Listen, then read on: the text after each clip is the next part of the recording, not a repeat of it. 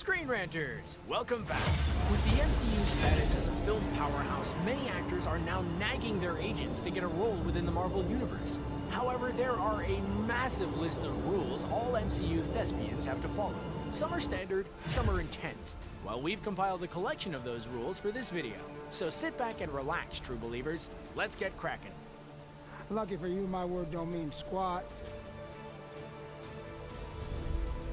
Since the dawn of the Big Two, comic fans have argued over which produces better comics, DC or Marvel. Now, with both companies established in the film industry, fans can now argue which creates better superhero films. For a long time, the companies have been rivals. So it's always been assumed that anyone working within the MCU can't work for DC films. Yet nothing was confirmed. Until now. Well, 2017 to be precise. As part of the Australian Supernova Comic Con, Chris Hemsworth divulged this little tidbit. Thor stated that it was illegal to work for DC whilst in the MCU. But with James Gunn now directing the second Suicide Squad film and coming back for more Guardians of the Galaxy, perhaps the crew are the exception to the rule. With such worldwide popularity in the MCU, the actors are going to be needed at all corners of the globe to promote upcoming films. For example, as the release for Avengers Endgame was approaching in China, Marvel pulled out all the stops. They sent some of their cast to China to do some press interviews. Paul Rudd, Chris Hemsworth, and Jeremy Renner appeared along with the Russo brothers who directed the film. And Marvel's plan worked. Endgame smashed many box office records over there. So if you're ever in the MCU, you can expect jet lag to be a common issue. Yeah, well, what else is new? Basically, when filming on the movie ends, the true work begins. Other staples include cast appearances on Jimmy Kimmel Live. No MCU actor signs on for just one film. It's expected that each main MCU actor will be locked into a multi-picture deal. Even if the character finds their demise on screen, the contract still contains more than one film just in case they want to use them again in the future. So, Aaron Taylor Johnson may return as Quicksilver at some point. The standard deal is for an initial 6 films. Yet sometimes, actors may be given even longer contracts. The man behind Nick Fury, Samuel L. Jackson, originally signed an 8-film deal. Of course, when they near the end of their contracts, then Marvel will bring in a new multi-film deal for their MCU stars. All the actors that jump into the MCU are in it for the long haul. As the MCU deals with superpowers and aliens, not every character on the screen will be human. As such, some Marvel players may be required to don a lot of makeup. MCU mainstays such as Karen Gillan, Zoe Saldana, and Dave Bautista are some of the actors that have to go through this process for every film they're in. They'll spend hours and hours sat in the makeup chair and wait patiently while the amazing artists work. The actors will have to get to the location much earlier than their co-stars as well. Some actors loathe the process. Hugo Weaving, who played the Red Skull in Captain America: The First Avenger, is one such person. He didn't want to return again and was replaced by Ross Marquand in Infinity War and Endgame. At 2013 San Diego Comic-Con, Karen Gillan was part of the MCU pack. The former Doctor Who performer proceeded to show the stunned audience her vast appearance change. She removed her red wig to show her shaven head. It's the sacrifice she made in order to play Nebula. Due to the vast makeup and prosthetics required, Marvel managed to convince Gillan to part with her hair. It makes the job of their makeup artists a little bit easier. But that still must have been a tough decision for Gillan to agree to. Luckily for Gillan, when she negotiated a new contract, she was able to keep her hair for future movies. Marvel heroes change their costumes regularly, especially from one film to another, but even during the same film.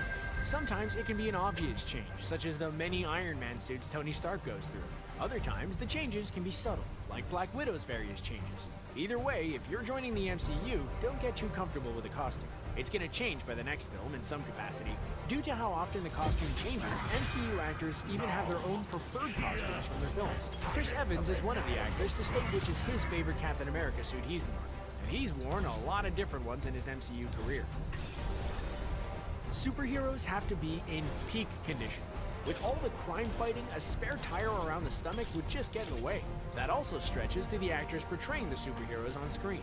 The MCU thespians have to follow a strict diet, with Scarlett Johansson publicly mentioning how fed up she was with eating nothing but chicken and salad. But besides the diet, these superheroes need to work out. Chris Evans has spoken about training for Captain America. The exercise was so vigorous that he was sick at the gym. A lot of the cast will focus on building as much muscle as possible. However, Tom Holland focuses on flexibility. He's even taken up gymnastics to nail Spidey's athleticism. Superheroes need to know how to fight, otherwise, how else are they meant to beat the baddies? As MCU actors, in order to shoot the fighting scenes, the actors need to take some fight training and choreography. The training helps to get as much realism as possible in the battling scenes. Plus, it makes them even more entertaining to watch. Robert Downey Jr. took lessons in Wing Chun, a martial art popularized by the combat legend Bruce Lee. Downey has also credited Wing Chun as helping him keep a positive mental outlook. Meanwhile, Chadwick Boseman, the Black Panther, has taken lessons in capoeira to keep in tip-top condition. And with those Black Panther fight scenes, it definitely paid off. With all the MCU fight scenes and massive stunts, one mistake could result in an injury to an actor. Then the film would have to shut down until the actor is recovered, which would cost Disney a lot of money. This is where trained stunt performers come in. They take on the most dangerous stunts so the actors don't have to. Yet some actors really enjoy doing their own stunts. Chris Evans and Tom Holland being a couple of examples. Yet with Disney in charge, they won't have that opportunity. In order to protect the various faces of the MCU, they insist that the actors let their stunt doubles take the brunt of the danger. And by insisting, we mean Disney wrote this into the actors' contracts. Naturally, Marvel is that scared that the script to their next big blockbuster will end up on the internet, so they've implemented some serious rules to prevent that opportunity. Elizabeth Olsen, who plays the Scarlet Witch, divulged Marvel's paranoia. She talks about how a select number of actors were offered the chance to read the script in a secured room for 5 hours with no personal technology allowed in the room. Unsurprisingly, not many of the cast went through with this offer. If the super thespians wanted to take a script home, then they can, but it will only contain info about their part. Tom Holland was even kept in the dark about Spider-Man's dusting in Infinity War until they were shooting the scene. With Tom's track record, it's not that surprising. If you want to know the full story as an MCU actor, you can't ask another performer what their role is in the film either. No one is allowed to talk about the script's events at all. Otherwise, someone may work out the whole plot of the film and accidentally let it slip to the public. We're looking at you, Mark Ruffalo. To protect their story, the writers would even add fake scenes into the script just to mislead their own actors. It sounds like a lot of trouble to go through. However, considering the waves the franchise is making in the box office, there's a lot of dollar bills at stake. As an actor, you may have certain opinions on the direction you think your character should go in. It's only natural. But in the MCU, that's a bad thing. Edward Norton is infamous for the amount of creative control he wanted in the MCU. Marvel met with the Incredible Hulk actor, only to realize Norton may ask for too much. So that's how Mark Ruffalo was added into the Avengers instead. Did you know about this? Mickey Rourke played the villain Ivan Vanko in Iron Man 2. Apparently, Rourke ad-libbed a lot of lines throughout the filming, something which Marvel wasn't happy with. All of those scenes were left on the cutting room floor. Rourke angrily called the filmmakers nerds during an interview. Oh, this ain't gonna be good. That working relationship ended well. Actors may have a number of other demands when being part of a film. For Terrence Howard, who played James Rhodes in the first Iron Man film, his request was asking for more money. Howard had made accusations that Marvel wanted to change his payment for the sequel, Iron Man 2. That change being 1/8 of the money he got for the first film. He states that the money Marvel would have saved by reducing his fee would have gone to Robert Downey Jr. instead. Marvel didn't respond well to Howard asking for the same amount of money as the first film, so they recast the part and Don Cheadle took up the War Machine mantle. Tom Von Lawlor was the actor behind Ebony Maw in Infinity War and Endgame. During an interview, he mentioned some interesting information from his casting. He stated that each potential MCU actor has to undergo extensive background checks. This is in order to make sure the cast member won't leak any film plots or if the actor has a dodgy past.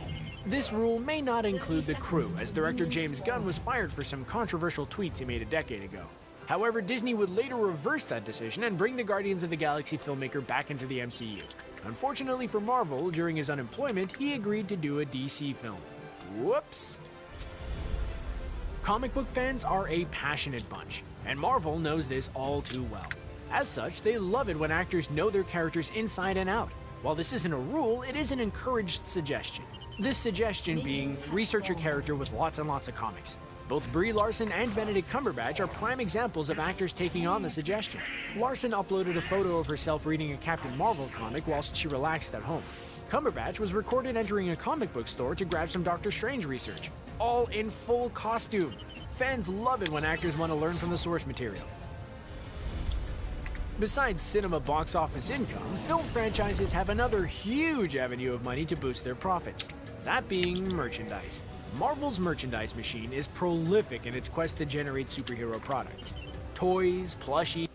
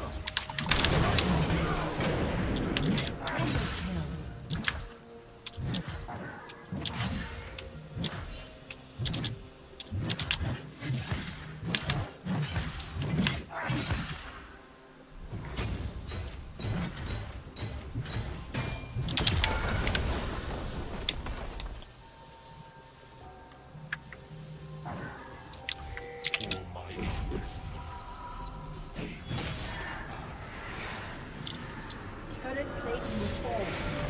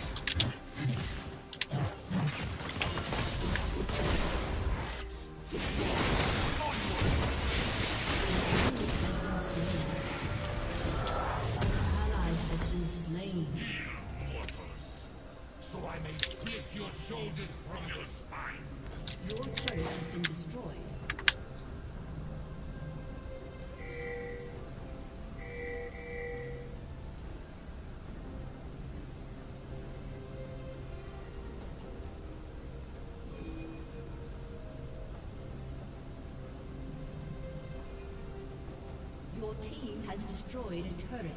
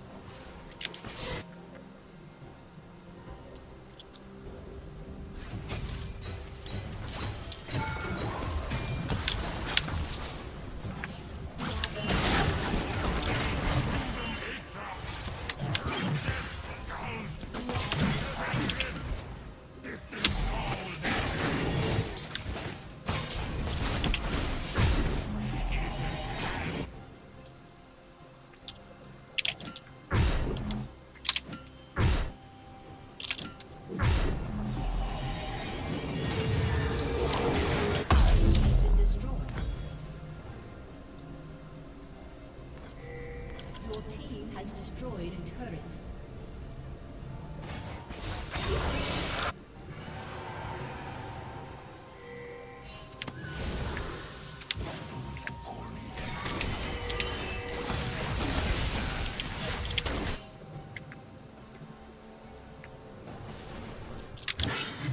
An enemy has been slain.